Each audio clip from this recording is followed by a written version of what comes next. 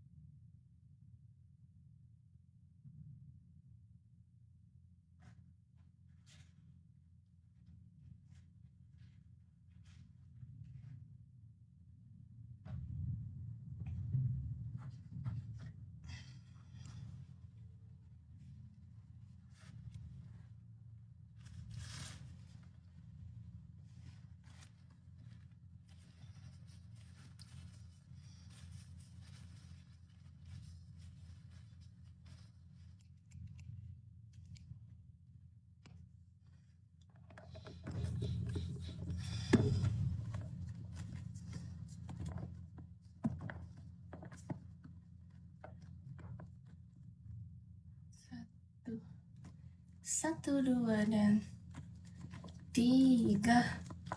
Ku mulai. Nah, ada dua keripik dan ini. Yang penting ada makanan. Hidup kita damai ya. Namanya juga cewek. Yang penting ada jajanan di rumahnya. Dia udah senang.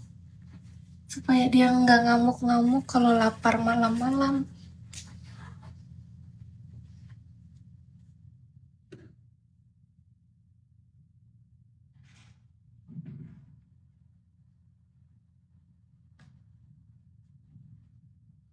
Cuci piring.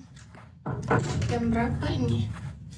20.56, berarti jam 9. Tapi itu 10%, cuma naik 1% doang sambil di charge. Kayaknya handphone ini tuh gak suka dia sambil di charge gitu ya.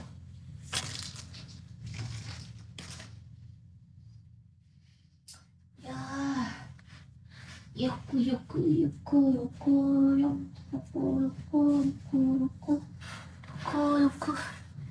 Aku lipatkan cut. Ini satu hari dijemur langsung kering. Karena hari ini matahari sangat terik di Palangkaraya. Suka apa kakak? Hari ini tuh semua pakaian kis kering, sampai handuk aja kering, apalagi cuma cancut sama bra kering total. Handuk kita yang tebal itu kering satu hari. Berarti tadi terik banget di luar itu matahari ya. Karena semuanya benar-benar kering, makanya kita setrika tadi kan. Oh iya, malam ini kalau kita habis mau nyuci piring, kis kan mandi. Aku langsung cuci baju malam ini. Kak Rohim, terima kasih giftnya kak. Suka kamu baik, rajin kamu.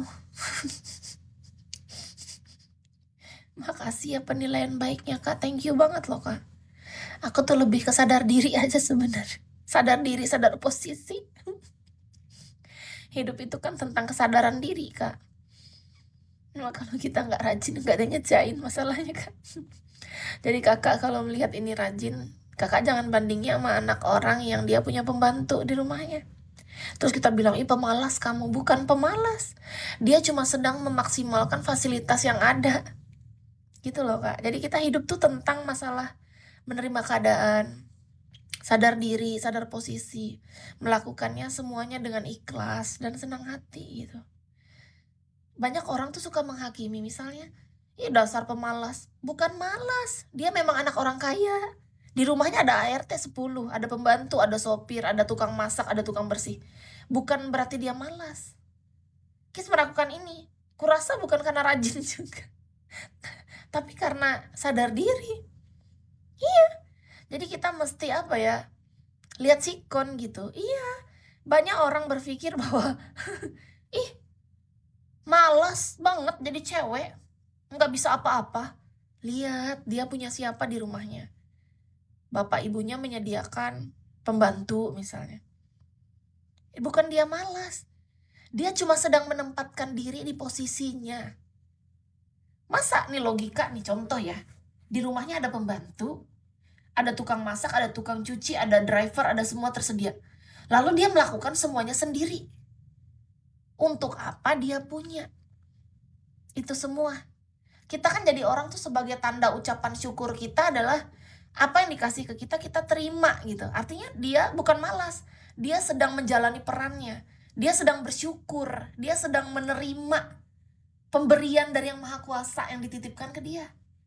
Tapi banyak manusia tuh suka menghakimi, ngejudge, karena ngelihatnya yang rajin tuh misalnya, yang cuci piring sendiri rajin, yang masak tiap hari rajin, yang ngepel sendiri rajin. Bukan itu konteksnya menurut kita. Tidak seperti kamu wanita apa aja bisa, aku setuju. Iya makasih Kak Selamat. Kis tuh senang banget kalau ada orang tuh yang bisa melihat sisi baik gitu dari Kis, senang banget. Dibilang rajin, dibilang bisa apa. Semua itu tuh tergantung keadaan Kak. Kalau orang ditempatkan sebagai posisi dia mampu, dan dia ditempatkan sebagai orang yang memang ada yang lain yang ngerjain, kita harus sadar diri juga, untuk apa kita bayar orang kalau kita tetap ngerjain. Kalaupun kita ngerjainnya karena memang kita mau, tapi bukan berarti semua kita ambil kerjaan kan. Nah sama kayak kisah anak yang tadi, yang kaya itu. Kalau dia nggak ngerjain, dia misalnya bangun tidur, Bibi, kata dia, pengen makan ini, bibinya langsung masak gitu. Bibi, ini aku pengen tolong bersihin kamar aku ya Bi. Ya, dia kelihatan manja kan? Kelihatan manja, kelihatan nggak rajin kan? Kelihatan malas kan? Dasar cewek manja, malas betul. Apa-apa dikerjain Bibi. Hey, itu bibinya dibayar. Untuk apa ada bibi itu kalau dia tetap ngerjain? Dia cuma jalanin peran sebagai wanita yang di rumahnya ada bibinya. Kadang orang-orang tuh kayak nggak tahu di hatinya tuh apa, cara berpikirnya gimana, gimana hatinya tuh loh, kayak dengki atau iri atau apa, nggak tahu cara mikirnya. Yang kayak gitu bisa dibilang malas tuh. Iya, boleh LC, boleh Kis Kak, sama aja. Jadi menurut Kis pribadi itu bukan masalah malas atau rajin, tapi masalah situasi dan kondisi. Kalau kita sadar diri kita, oh nggak ada yang ngerjain nih, gerak, kan nggak ada yang ngerjain. Masa cuma diem, pelanga, pelongo, nggak ada yang ngerjain kan? Kalau ada yang ngerjain, ya santai. Terima gitu loh, oh terima kasih ya Tuhan, memberikan aku dengan fasilitas yang lengkap ini. Terima kasih atas kebaikan-Mu Tuhan. Itu artinya kita bersyukur.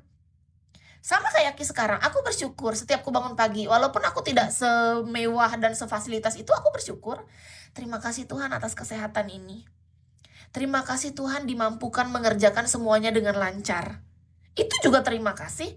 Jadi terima kasih dan bersyukur pun bukan karena satu keadaan, tapi tergantung respon kita. Dalam keadaan apapun kita tetap bersyukur, kita tetap berterima kasih. Banyak orang nunggu, nanti tunggu aku kaya, tunggu banyak pembantu, tunggu mobilku Lamborghini, baru aku makasih sama Tuhan, baru aku bersyukur. Sekarang enggak, aku pokoknya nyalahin Tuhan, aku nyalahin keadaan, pokoknya aku nyalahin semua orang, semua salah nih. Nah kan responnya beda. Nanti tunggu kaya baru makasih, nggak bisa. Kalau orang yang punya kesadaran diri, menurut Kis, sejak saat ini, sejak dini, nggak usah nunggu besok, nggak usah nunggu lusa, nggak usah nunggu tahun depan. Kita bisa bersyukur dari keadaan kita yang masa kini. Nah itu, kalau kakak nanya nama LC, nah ini memang LC. Kis Bye. Ini IG-nya Kis teman-teman tuh, Kis Bye. Cek ya IG-nya di situ. Tuh, di situ ada. Tuh, cek aja. Cek aja kalau gabut. Siapa tahu ada yang gabut-gabut atau yang ada butuh-butuh, sok atuh. Silahkan. Hidup ini kan tentang menikmati hidup. Mau gabut kek, mau lagi senang kek, lagi sedih kek, nikmati aja semuanya kan. Kalau senang terus, kita nggak seru. Mana ada hidup senang terus? Gimana tahu cara senang kalau nggak pernah sedih? Gimana tahu kalau ini adalah bahagia kalau kita nggak pernah kena musibah, ya kan? Nggak pernah sedih, nggak pernah nangis. Pasti kita pernah nangis, oh nggak enak ya nangis, nggak enak sedih. Ternyata, oh ini rasanya bahagia.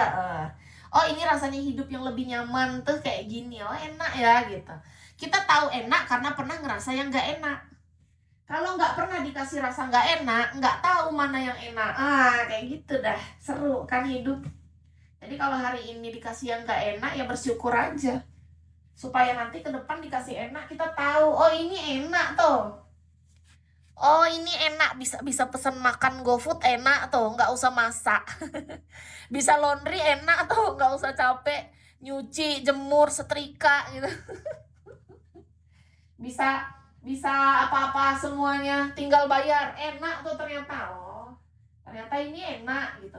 Ternyata tinggal di tempat yang bersih, wangi, rapi, enak tuh gitu. Jadi tahu, oh kayak gini enak. Gimana caranya untuk berada di titik enak terus menerus? Nah itu pasti kita mikir jadinya. Karena udah pernah ngerasa enak, mau terus enak.